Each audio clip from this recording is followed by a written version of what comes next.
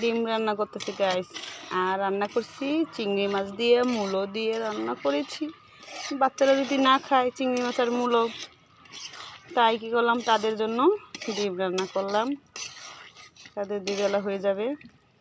আচ্ছা, একটা পুরুষ কিসের জন্য বিয়ে করে? সুখ, শান্তি এর জন্য না, ভালোবাসা পাওয়ার জন্য বিয়ে করে।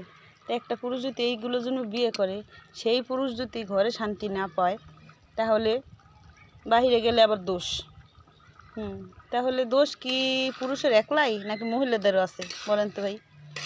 আমি দেখি, আমি নিজের চোখে দেখছি, একটা মানে পাশের বাড়ির ভাইয়েরই দেখছি, সারাদিন অফিস করে আসে, তো রাত্রে আইসেও যদি ঘরে যদি সুখ না পায়, শান্তি না পায়, তাহলে ওই পুরুষটা কি করবে? বাইরে যাইতে বাধ্য হবে না?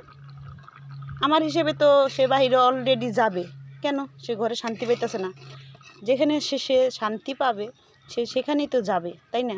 তাই সেটা গেল দোষ পুরুষে। আর ঘরে শান্তি না পেলেও দোষ, আবার ঘরে ঝগড়া করলেও দোষ। তাই পুরুষ যাবে কোথায় বলেন তো আমারে? সবাই তো কয় নারী তুমি বহুরূপী। ঠিক আছে, নারী বহুরূপী। এখন শুনি পুরুষ তুমি বহুরূপী। কত মেয়েকে কত কথা শুনি, তাই না? ঘরে যদি শান্তি না পায় একটা পুরুষ মানুষ, বাহিরে এমনি যাইবে। ধরেন আপনি সারাদিন পরিশ্রম করে আসলেন, রান্না করলো না বউ, অনলাইনে তো অর্ডার দাও, অনলাইনের অর্ডার দাও, সেগুলো খাবো। কারণ একটা পুরুষ কি চায় আমি সারাদিন পরিশ্রম করে এসে অনলাইনের অর্ডারে রান্না খাইতে? চায় না। সে চায় একটু ঘরে বিভিন্ন রকম রান্না করবে, তার বউ খাবে।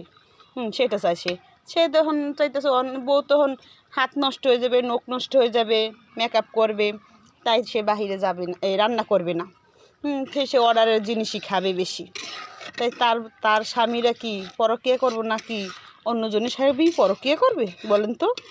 এই যে আমার স্বামীরা যেমন রান্না করে খাওয়াই, আমার স্বামী তার পরকীয়া করে না।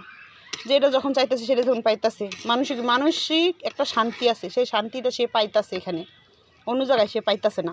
ঠিক আছে, তাহলে সে তো অন্য জায়গায় যাওয়ার কোনো প্রশ্নই উঠে না আমার মনে হয়। সে তো এখানেই পাইতেছে। তাই তোমরাও সেরকম শান্তি দাও মানসিক, বাচ্চা যেমন শরীরের দিক শান্তি, মনের দিক শান্তি, মানসিক শান্তি দাও বা ছেলেদের।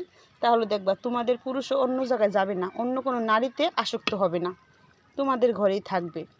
এটা দেখো, নিজের দিক আগে ভাবো রে ভাই, আগে নিজের দিক ভাবো আপুরা, তখন দেখবা তোমার স্বামীও ভালো হয়ে গেছে অলরেডি, কোনো পরকীয়া কিচ্ছু করবে না, সে ভালো থাকবে।